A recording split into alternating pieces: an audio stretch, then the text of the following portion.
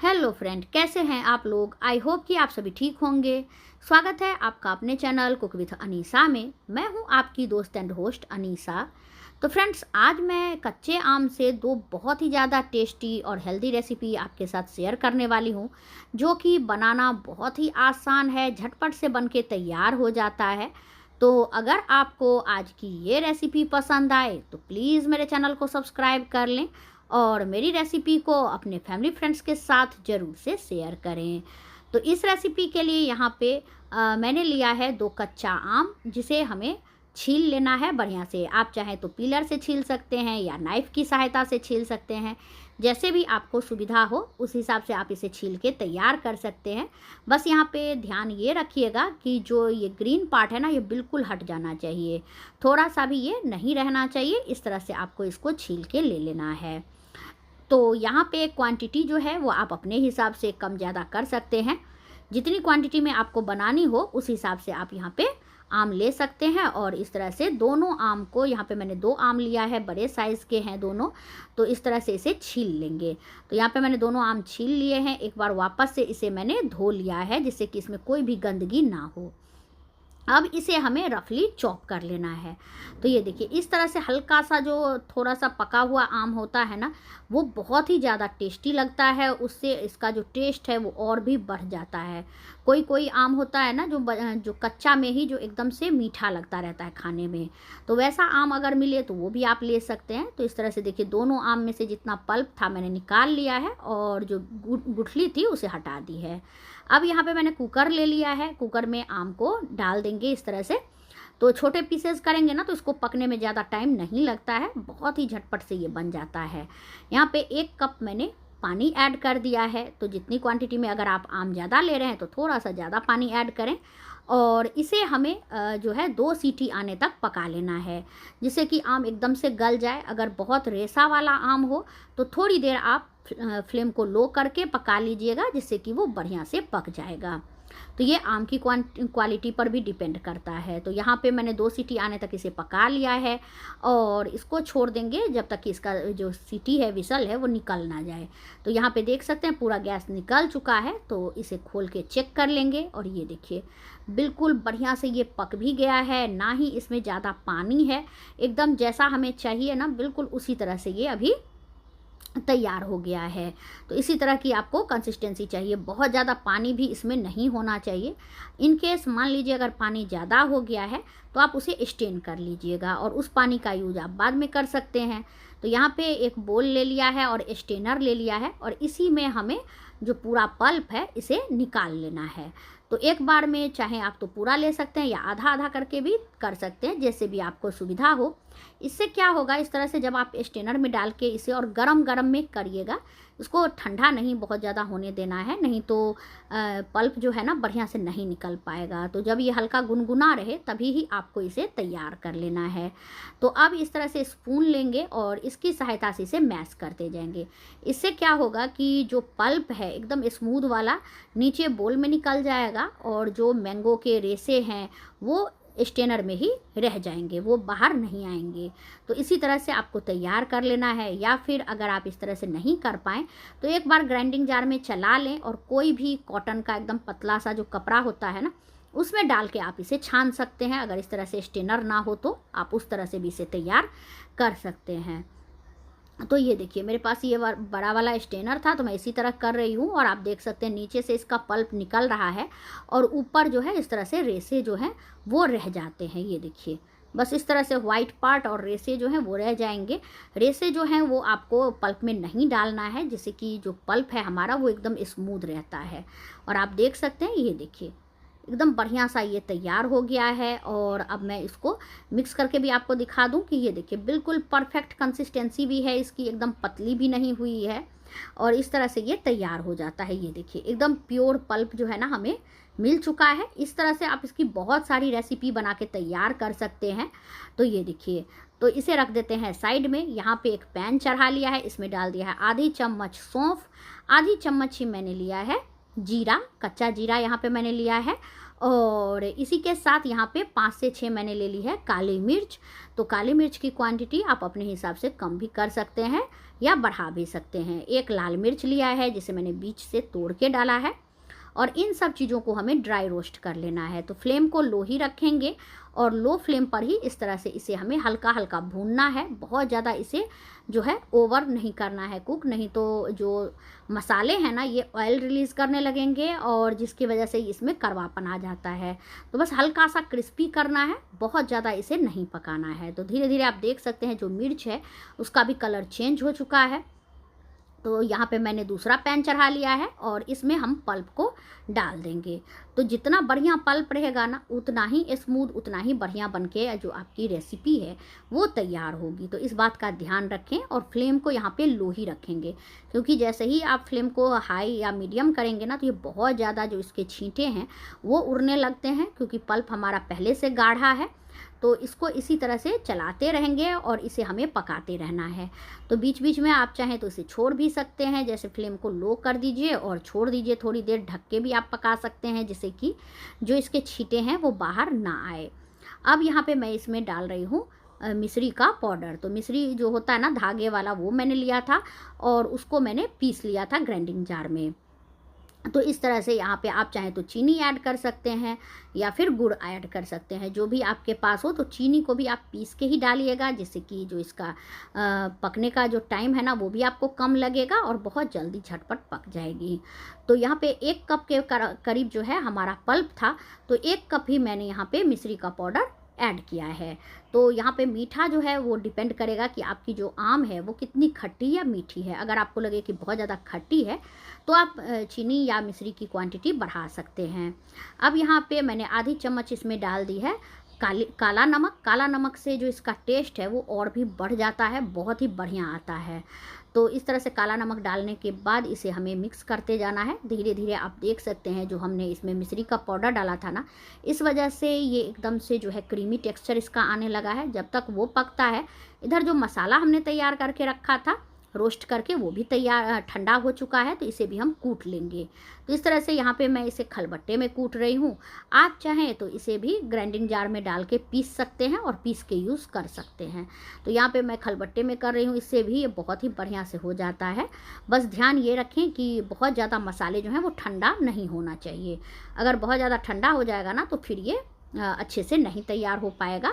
इसलिए इस तरह से इसे हमें जो है थोड़े से गुनगुने में ही तैयार कर लेना है। और आप देख सकते हैं ये देखिए एकदम बढ़िया सा पाउडर जो है इसका तैयार हो चुका है। मैं आपको दिखा दूं, ये देखिए इसी तरह से हल्का सा दरदरा ही हमें चाहिए। एकदम बहुत ज़्यादा पाउडर आप कर देंगे ना तो जो कलर है ना वो अच्छा नहीं आएगा, कलर ख़राब हो जाएगा।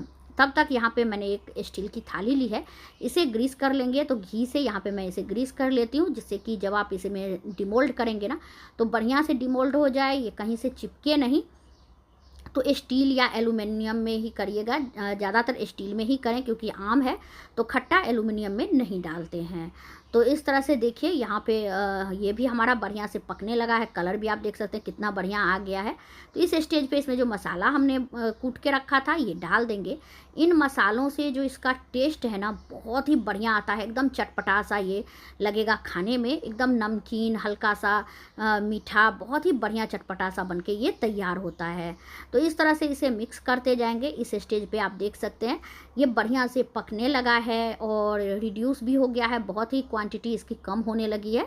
और इस तरह से जब तक आपको लगे ना हल्का सा, आप चाहें तो इसे निकाल के चेक कर सकते हैं। जब ये हल्का गोला बनने लगे बाहर निकाल लीजिए और थोड़ी देर के बाद इसे चेक कर लीजिए, तब आप गैस को ऑफ कर दें, नहीं तो तब तक आपको इसे पकाना है। अगर आप बहुत लिक्विडी इसे निकालेंगे ना तो जमने में इसको टाइम लगेगा, बढ़िया से ये नहीं हो पाएगा। धीरे धीरे जैसे मैं पका रही हूँ आप देख सकते हैं ये नीचे से देखिए वाइट वाइट सा आपको दिखने लगा होगा। तो इस तरह से आपको इसको पकाते रहना है।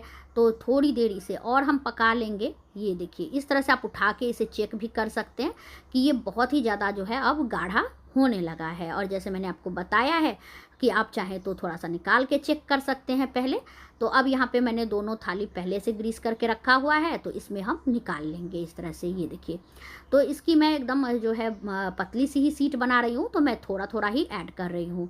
आप चाहें तो अपने हिसाब से मोटा पतला बना के यहाँ पे रेडी कर सकते हैं, लेकिन जितना मोटा आप बनाएंगे ना उतना ही ज़्यादा टाइम लगेगा इसको सेट होने में, सूखने में। तो इसलिए एकदम से पतला ही यहाँ पे मैं तैयार कर रही हूँ। इस तरह से स्पैचुला की मदद से इसे हमें तैयार करना करना है। ये देखिए जैसे मैंने थाली में डाला है, आप देख सकते हैं ये खुद से जो है नहीं फैल रहा है, इसको हमें फैलाना पड़ रहा है। यही इसकी जो है आपको बता देगा कि इस तरह से जब आप तैयार करेंगे ना तो बहुत आराम से बिना धूप के भी ये जम जाता है। इसको जमने के लिए आपको धूप की ज़रूरत नहीं पड़ेगी, बस पंखे के हवा में आप छोड़ दें तो अच्छे से ये तैयार हो जाएगा। तो ये देखिए इस तरह से पूरे प्लेट में हमें इसे एकदम पतला पतला लेयर की तरह फैला लेना है। तो दोनों में मैंने देखिए फैला के तैयार कर लिया है। तो अगर पंखे की हवा में सुखा रहे हैं तो 24 घंटे के अंदर ये सूख के तैयार हो जाता है। तो ये देखिए यहाँ पे ये बढ़िया से सूख गया है। मैंने रात में बनाया था तो रात में पंखे की हवा में छोड़ दिए थे और उसके बाद यहाँ पे मैंने धूप में इसे 1 घंटे के लिए छोड़ दिया था, जिससे बढ़िया से ये तैयार हो गया है। अब मैं आपको डिमोल्ड करके भी दिखा देती हूँ। ये देखें बहुत ही आराम से इसे पहले नाइफ़ की सहायता से चारों साइड से इसे हम छुड़ा लेंगे, क्योंकि मैंने इसे बहुत ही पतला फैलाया है ना, तो इसको थोड़ा सा आपको आराम से करना पड़ेगा। जिनके यहाँ धूप नहीं आती है तो वो थोड़ी देर इसे और पका लें, उसके बाद ही इसको फैलाएंगे ना तो बहुत ही आराम से ये तैयार हो जाएगा। बिल्कुल भी आपको धूप की ज़रूरत महसूस नहीं होगी। तो इसी तरह से दोनों में से हमें पहले किनारी को छुड़ा लेना है और इस तरह से ये देखिए ये कितना आराम से निकल रहा है ना, क्योंकि इसे हमने घी से ग्रीस किया हुआ था और मैंने पलट के भी आपको दिखा दिया। ये देखिए कितना आराम से ये तैयार हुआ है और आप देख सकते हैं इसमें से मेरी हथेली भी दिख रही है, इतनी पतली ये बनके तैयार हुई है। तो इसी तरह से आराम से मैं दूसरा वाला जो है उसे भी निकाल लूँगी। और बस ध्यान यही रखिएगा कि पहले साइड में से निकाल लीजिएगा, उसके बाद ही आपको जो है बीच में से इसे उठाना है, नहीं तो ये टूटने लगेगा। तो अब यहाँ पे एक सीट को मैंने डाल दिया है चॉपिंग बोर्ड के ऊपर और इसे कट कर लेंगे। तो इसे इस तरह से मैं जैसे कैंडी होता है ना आम की एकदम चटपटी वाली, बिल्कुल उसी तरह से कट कर रही हूँ, जिसे बच्चों को भी आराम से खाने में जो है तैयार हो जाए। ये देखिए कितना बढ़िया स्ट्रिप इसका कट के तैयार हुआ है। आप देख सकते हैं एक एक स्ट्रिप आराम से निकल रहा है, कहीं से ये चिपक नहीं रहा है। जबकि मैं एक के ऊपर दूसरा भी रख रही हूँ फिर भी ये नहीं चिपकेगा, क्योंकि ये सूख चुका है। अब इसे इस तरह से हम रोल कर देंगे, जैसे रोल बनाते हैं ना, बिल्कुल लेकिन टाइटली बनाइएगा। बिल्कुल एकदम से जो है इसको ढीला नहीं छोड़ना है, एकदम टाइटली इसे रोल करेंगे। जितना टाइटली आप रोल करेंगे उतना ही बढ़िया बन के रेडी हो जाएगा। तो इसी तरह से जितना भी हमारे पास ये स्ट्रिप हैं इसको मैंने तैयार कर लिया है। अभी आप देख सकते हैं ये बहुत ही ज़्यादा मोटा लग रहा है, तो इसको हमें कट कर लेना है और पतला बना लेना है। जितना पतला आप चाहते हैं उस हिसाब से मोटा या पतला आप रख सकते हैं। तो मैं बस एक इस तरह से बना रही हूँ ना, जैसा बाइट हम टॉफ़ी का लेते हैं, कैंडी का लेते हैं, बिल्कुल उसी तरह से यहाँ पे मैं तैयार कर रही हूँ। ये देखिए बिल्कुल आराम से ये कट जाता है। तो इस तरह से पूरे को यहाँ पे हम कट करके तैयार कर लेंगे। और आप देखिए एक एक स्ट्रिप आप देख सकते हैं कितना बढ़िया से रोल हुआ है, आराम से जो है ये देखने में भी अच्छा लग रहा है। बिल्कुल जो कैंडी होता है ना उसी तरह से बनके ये तैयार हुआ है। तो फ्रेंड्स आप ये रेसिपी कहाँ से देख रहे हैं कमेंट बॉक्स में ज़रूर से बताएं। आप लोगों के एक कमेंट से ना हमें बहुत ज़्यादा मोटिवेशन मिलता है, हमें पता लगता है कि हमारी रेसिपी को आप लोग कहाँ कहाँ से देख रहे हैं। और आपको मेरी रेसिपीज़ कैसी लगती है ये भी कमेंट बॉक्स में ज़रूर से बताइएगा। तो एक बार इस आम के सीजन में इस रेसिपी को ज़रूर आप ट्राई करिएगा, यकीन मानिए सभी को बहुत पसंद आएगा। तो चलिए बनाते हैं दूसरी रेसिपी। इसके लिए यहाँ पे मैंने 2 ले लिए हैं कच्चे आम, जिसे अमिया या कैरी भी बोला जाता है। तो इसको मैंने अच्छे से धो लिया है और अब इसको हमें छील लेना है। तो यहाँ पे मैं इसको पिलर की सहायता से छील रही हूँ। आपको अगर नाइफ़ से अच्छा लगे तो आप नाइफ़ से भी इसको छील सकते हैं, तो जिससे भी आपको आसानी लगे उससे आप इसको छील के तैयार कर लीजिए। तो जो भी हल्का सा भी ग्रीन पार्ट है ना उसको हमें हटा लेना है। तो यहाँ पे दोनों आम मैंने छील के तैयार कर लिया है। तो अब पहले हमें इसको बड़े बड़े पार्ट में इस तरह से कट करके इसका जो बीच का गुठली है उसको हमें हटा देना है। गुठली का हमें इसमें कोई काम नहीं है इस रेसिपी में। तो इस तरह से सारे पल्प हमें हटा लेना है। तो यहाँ पे मैंने सारे पल्प निकाल लिए हैं और अब इसको हमें रफली चॉप कर लेना है। तो यहाँ पे मैं सारे आम को कट करके जो है मैंने तैयार कर लिया है और गुठली इसका अलग कर लिया है। इसको आप दाल में, सब्जी में यूज कर सकते हैं, बहुत ही टेस्टी लगता है ये। तो चलिए अब यहाँ पे मैं ले लेती हूँ ग्राइंडिंग जार और इसमें हम डाल देंगे जो हमने आम कट करके रखा है। तो आप जितनी क्वांटिटी में बनाना चाहते हैं उतना आम आप ले सकते हैं। तो यहाँ पे मैंने डाल दिया है ग्राइंडिंग जार में सारे आम को, और इसके साथ मैं यहाँ पे डाल दूँगी पुदीने के पत्ते। पुदीने का पत्ता जो है हमारे पेट में बहुत ही ज़्यादा ठंडक देता है और इस रेसिपी में ये बहुत ही अच्छा स्वाद भी लाता है। तो इसको हमें अच्छे से ग्राइंड कर लेना है बिना पानी डाले हुए। यहाँ पे मैंने इसको देखिए इस तरह से ग्राइंड कर लिया है। तो अगर आपको लगे कि आम नहीं पीस रहा है तो आप 1-2 टेबल स्पून पानी का यूज कर सकते हैं। तो अब यहाँ पे मैंने एक स्ट्रेनर ले लिया है मोटे जाली का, और इसमें हमने प्यूरी को डाल दिया है और इसको हमें छान लेना है ताकि जो भी मोटा पार्ट हो वो ऊपर आ जाए और पल्प हमारा नीचे इकट्ठा हो जाए। तो इस तरह से हमें अच्छे से इसको छान के तैयार कर लेना है। तो ये देखिए जो भी मोटा पार्ट था ना वो ऊपर रह गया है इसका, और अच्छे से इसका प्यूरी जो है वो नीचे आ गया है। तो यहाँ पे हमारा प्यूरी एकदम से तैयार हो चुका है रेसिपी के लिए। तो अब आप देख सकते हैं इसकी कंसिस्टेंसी, तो ऐसा ही हमें रखना है इसको। तो अब चलिए हम चलते हैं गैस की तरफ। तो यहाँ पे मैंने एक पैन ले लिया है, इसमें 1/4 टीस्पून मैंने घी डाल दिया है जिससे कि इसमें एक अच्छा सा साइन आता है और ये चिपकता भी नहीं है।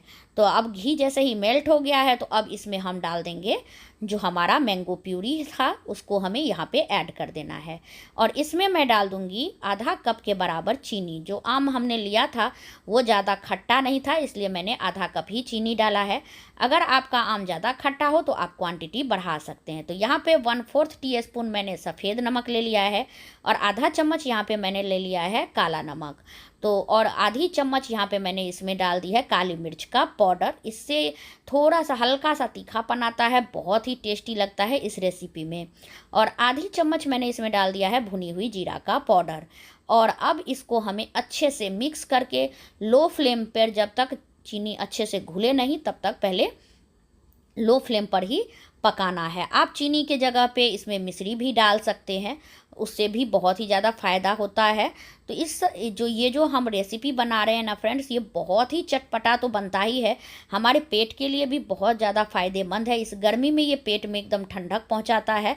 तो इस तरह से आप ज़रूर इसको एक बार ट्राई करिए, बहुत ही अच्छा बनता है ये। तो इस तरह से चलाते चलाते आप देखेंगे चीनी जो है वो अच्छी तरह से मेल्ट हो चुका है और धीरे धीरे इसकी कंसिस्टेंसी जो है वो गाढ़ी होती जाती है। तो अब इसमें थोड़ा सा मार्केट लुक देने के लिए मैं डाल रही हूँ ग्रीन फूड कलर। अगर आपके पास नहीं हो तो आप स्किप कर सकते हैं, या फिर आप अगर फूड कलर नहीं खाना चाहते हैं तो आप स्किप कर सकते हैं। मैं बस लुक देने के लिए एक अच्छा सा यहाँ पे मैंने इसमें ऐड कर दिया है और इसको हमें अच्छे से मिक्स करते रहना है। तो आप देख सकते हैं धीरे धीरे जो है इसकी कंसिस्टेंसी गाढ़ी होती जाती है और ये रिड्यूस भी होता जाता है। तो इसी तरह से इसको हमें लो टू मीडियम फ्लेम पे पकाते रहना है जब तक कि ये अच्छी तरह से पक के तैयार ना हो जाए। तो इसी तरह से आप देखिए ये जो है एकदम से गाढ़ा होता जा रहा है धीरे धीरे। तो इसी तरह हमें इसको चलाते रहना है, छोड़ना बिल्कुल नहीं है, नहीं तो नीचे से ये चिपकने लगता है। और इसके साइड से भी अच्छे से स्क्रैप करते रहें ताकि ये साइड में चिपके नहीं, बहुत जल्दी ये चिपकने लगता है। तो इस तरह से हमें इसको निकालते हुए पकाते रहना है। बहुत ही जल्दी ये पक के तैयार हो जाता है, गाढ़ा होने लगता है एकदम से, आप देख सकते हैं। तो अब यहाँ पे मैंने क्या किया है, तो जब ये गाढ़ा हो रहा है तो एक प्लेट यहाँ पे घी से मैंने ग्रीस करके तैयार कर लिया है। आप कोई भी केक टिन ले सकते हैं और उसको ग्रीस करके रख लीजिए। तो यहाँ पे मैंने इसको तैयार करके रखा है। तो अब हमारा जो मिक्सचर है वो भी आप देख सकते हैं एकदम से ये तैयार हो रहा है, एक साथ ये सिमट के आ रहा है और इसमें जो है चीनी जैसा एकदम से वाइट वाइट लग रहा है। इसका मतलब ये एकदम से पक के तैयार हो चुका है। तो अब इससे ज़्यादा हमें इसको बिल्कुल भी नहीं पकाना है। तो अब हम कर देंगे गैस को ऑफ। तो गैस को ऑफ करने के बाद जो है इसको मैं निकाल लूँगी, जो हमने ग्रीस करके थाली को रखा था। तो यहाँ पे इसको इस तरह से निकाल लेना है और अब इसको हमें स्मूथ कर लेना है। तो मैं इसको थोड़ा सा मोटा ही रख रही हूँ, मोटे में ये ज़्यादा टेस्टी लगता है खाने में। तो इस तरह से इसको थोड़ा सा मोटा ही रखिए, ज़्यादा पतला बिल्कुल नहीं करिए, नहीं तो फिर ये आम पापड़ बन जाएगा। तो इस तरह से हमें इसको एकदम से साइड करते हुए जितना आपका क्वांटिटी हो उस हिसाब से इसको मोटा रख सकते हैं। तो इस तरह से करके और किसी कटोरी के जो पेंदी होता है उससे या फिर इसी तरह स्पैचुला से आप इसको जो है एकदम स्मूथ बना लीजिए। तो अब यहाँ पे मैंने इसको तैयार कर लिया है। एक दिन की इसको धूप दिखा दें या फिर पंखे की हवा में सुखा लें। तो मेरे यहाँ अभी धूप नहीं निकला था तो मैंने इसको एक रात पंखे की हवा में ही सुखा लिया है। जब धूप निकलेगी तब मैं इसको धूप में भी डाल दूँगी। तो अब इसको मैं आपको कट करके दिखा देती हूँ। ये देखिए, पहले इसमें हल्का हल्का मैं निशान लगा लूँगी ताकि इसको कट करने में आसानी हो। तो यहाँ पे मैंने इसको पंखे की हवा में ही सुखाया है। तो इसको ये देखिए, इस तरह से पहले हम छोटे छोटे पीसेज में ही मैं इसको कट कर रही हूँ, क्योंकि ये छोटे पीसेज में ही अच्छे लगते हैं खाने में। तो इस तरह से इसके चारों साइड को हल्का सा छुरा लीजिए और ये देखिए बहुत ही आराम से ये निकल जाता है। और आप देख सकते हैं थाली में भी बिल्कुल नहीं चिपका है। तो इस तरह से यहाँ पे मैंने इसको निकाल लिया है और आप देखिए कितना मोटा है ये। इसी तरह से आप रखेंगे तो अच्छा लगता है ये खाने में भी। तो अब इसको मैं इस तरह से कट करके आपको दिखा देती हूँ। ये देखिए कितने आराम से ये कट हो रहा है और बहुत ही स्मूथली आप देख सकते हैं कट होता है ये, बहुत ही आसानी से बनता है। तो यहाँ पे एक एक पीस इसका मैंने अलग कर लिया है इस तरह से छोटे छोटे कट करके। तो जहाँ पे मैं रहती हूँ फ्रेंड्स, यहाँ पे बहुत ज़्यादा ह्यूमिडिटी है, तो इसलिए ये तुरंत ही चिपकने लगता है। तो अब यहाँ पे जो है मैं इसके ऊपर से डाल दूँगी शुगर पाउडर। तो चीनी को मिक्सर ग्राइंडर में डाल दीजिए और पीस लीजिए, शुगर पाउडर तैयार हो जाता है। तो इस तरह से शुगर पाउडर डाल के और इसको हमें इस तरह से कोट कर लेना है शुगर पाउडर में। और आप देख सकते हैं कितना ही टेस्टी लग रहा है ये देखने में। एक एक पीस इसका अच्छे से कोट हो गया है, जैसा मार्केट में मिलता है ना, बिल्कुल वैसा ही लुक आया है इसका। बहुत ही टेस्टी और खाने में भी बहुत ही मज़ेदार बना था। जैसा हम बचपन में खाते थे ना खट्टी मीठी गोली, बिल्कुल वैसी ही बनके ये तैयार हुई है। तो इसको मैं एक कांच के कंटेनर में एयर टाइट डब्बे में बंद करके और रख दूँगी फ्रिज में, ताकि ये बिल्कुल भी 6 महीने तक ख़राब नहीं होता है। तो आप भी ज़रूर इस तरह से बनाइए और इसको स्टोर करके आराम से रख सकते हैं। तो फ्रेंड्स, आपको ये रेसिपी कैसी लगी प्लीज़ कमेंट बॉक्स में ज़रूर बताएं। मेरे चैनल पे नए हैं तो प्लीज़ मेरे चैनल को सब्सक्राइब करें और बेल आइकन को दबाना बिल्कुल ना भूलें। तो मिलते हैं फ्रेंड्स किसी नए रेसिपी के साथ किसी नए वीडियो में। तब तक के लिए thank you for watching my video. जय माता दी।